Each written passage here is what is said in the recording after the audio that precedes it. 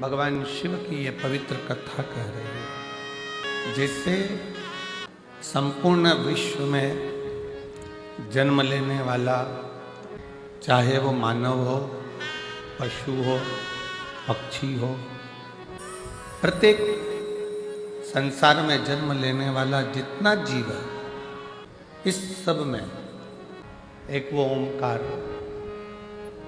एक वो शिव, एक ओघड़दानी, मेरा शंकर, मेरा करुणा सागर, वो ईश्वर सबके भीतर बसता। चाहे वो संसार में जन्म लेने वाला पशु हो, पक्षी हो, जलचर हो, थलचर हो, वायुचर हो, ऐसा कोई संसार में जन्म नहीं लिया जिसके अंदर मेरा शिव ना बसता, एक ओंकार ना बसता। एक मृत्यु लोक में जन्म ले लेना, संसार सागर में आ जाना, पृथ्वी पर जन्म ले लेना, एक सरल विषय। आपने कोई पूर्व का कोई पुण्य करा होगा, कोई सत्कर्म करा होगा, और यदि मृत्यु लोक में जन्म मिल भी गया और आप शरीर से पूर्ण हैं, जो भगवान ने आपको नेत्र दिए हैं, श्रवण दिए हैं, वाणी दी है, हाथ दिए हैं, पांव दिए हैं, सारी इंद्रियां जो भगवान ने प्रदान करी है, शरीर का जो अंग प्रदान करा है, यदि वो प्राप्त अच्छे से हुआ है और उसको प्राप्त करने के बाद यदि आप भगवान की अविरल भक्ति में डूबे हुए हो, किसी संत, किसी सद्गुरु, किसी भक्ति के अंतर्गत अगर आप प्रवेश करे हुए हो, तो समझ लेना कि मानव जीवन में सबसे अच्छा कर्म आपने कोई करा होगा, जो सनातन धर्म की ओर, भगवत भजन की ओर और अविरल भक्ति की ओर। भगवान देवाधिदेव महादेव, भगवान शिव ओघड़दानी, त्रिकालदर्शी, कैलाशी, विनाशी शंकर की कथा कर रही है। जीवन उसने दिया है, उसके दिए पर आप और हम जी रहे हैं। केवल एक भगवान का भजन, ईश्वर पर भरोसा, दृढ़ता जीवन का एक आनंद था, जीवन का एक सुख है। शिव कथा कर रही है, भगवान शंकर का चरित्र करा, भगवान देवाधिदेव महादेव का चरित्र करा है कि ऐसा संसार में कोई नहीं जन्मा जिसके प्राण नहीं जाएंगे। जाएंगे, मरना सबको, पर निवेदन केवल इतना है कि मरने से पहले जैसे देवराज शंकर के मंदिर में पहुंच गया तो परमात्मा के धाम पहुंच गया, नहीं तो था तो पापी, चोरी भी करता था, गलत काम भी कर रहा था, व्यसन में भी डूब गया था, गलत संगत में भी चला गया। आज का व्यक्ति जितना संसार में जन्म लेने वाला है, वो कोई ना कोई दवाई का प्रयोग करता है। पर एक बात बताओ, दवाई पर भी एक्सपायर डेट लिखी होती है। बोलो सही है कि गलत है? अरे जम के तो बोलो जरा, लिखा होता है ना, सबकी एक्सपायर्ड है। एक दवाई भी अगर खा रहे हो, दवाई भी ला रहे हो, छोटी सी पानी की बोतल खरीद कर लाए हो, पीने का पानी का बोतल लेकर बैठे हो, उस पे भी लिखा हुआ एक्सपायर डेट। जो दवाई हमको जिंदगी देती है, वो दवाई भी एक दिन जम के बोलो एक्सपायर हो जाती है। एक्सपायर हो उससे पहले तुम उसको खा लो, तुम एक्सपायर हो उससे पहले परमात्मा का नाम गा लो। सबकी तारीख आखिरी है, आती है, लिखा है, बस अंतर इतना है, बोतल पे लिखी होती है, दवाई पर लिखी होती है, क्रीम पर लिखी होती है, सामान पर लिखी होती है, पर मनुष्य को नहीं मालूम कि उसकी एक्सपायर डेट कब की है, लिखी सब की है।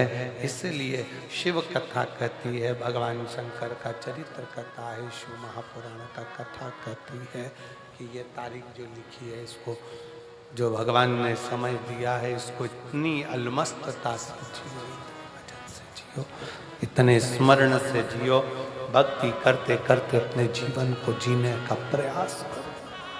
जो मिली है, जो मिला है समय, उसको जियो। दवाई एक्सपायर हो उससे पहले उसको खाओ, पानी एक्सपायर हो उससे पहले, बॉटल एक्सपायर हो उससे पहले पियो, और मनुष्य एक्सपायर हो उससे पहले भगवान की अविरल भक्ति को धारण करो, भगवान के भजन को धारण करो, भगवान के स्मरण को धारण करो। किसी को नहीं मालूम कब किसका कौन सा आखिरी पल हो, किसको मालूम। मेरे भगवान भोलेनाथ से, मेरे भगवान से, शिव से कभी जाना भगवान की शरणागति में, तो उनसे कहना, बाबा बुढ़ापा देना, पर बुढ़ापे में पलंग मत पकड़ा देना। बुढ़ापा देना तो हाथ में माला पकड़ा देना, पर पलंग मत पकड़ा देना। बुढ़ापे में अगर माला पकड़ा दी तो चल जाएगा, पर बुढ़ापे में पलंग पकड़ा दिया तो नहीं चलेगा। बुढ़ापे में अगर पलंग पकड़ा दिया तो ना मैं चल सकती ना फिर सकती, दूसरे के मोहताज होकर जिंदगी जीती हूँ। मेरे बाबा, मेरे शंभू, मेरे शंकर, अगर बुढ़ापा देना तो हाथ में माला पकड़ा देना, पर पलंग मत। माला पकड़ाओगे तो एक दिन मैं तेरी शरण में चली जाऊंगी और मेरा जीवन स्वर्गमय हो जाएगा।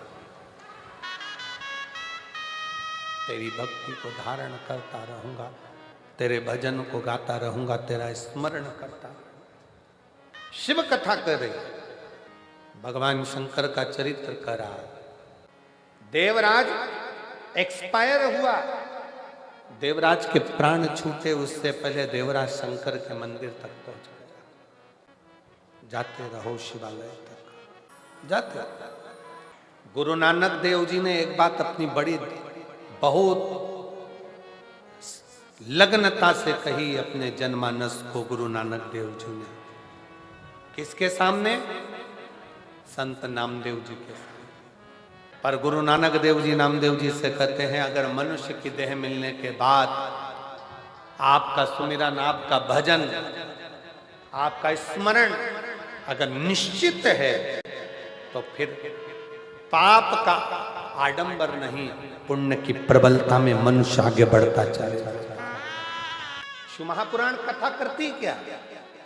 शंकर की कथा क्या देती है? शंकर की कथा आपको आडंबर से दूर कर देती है।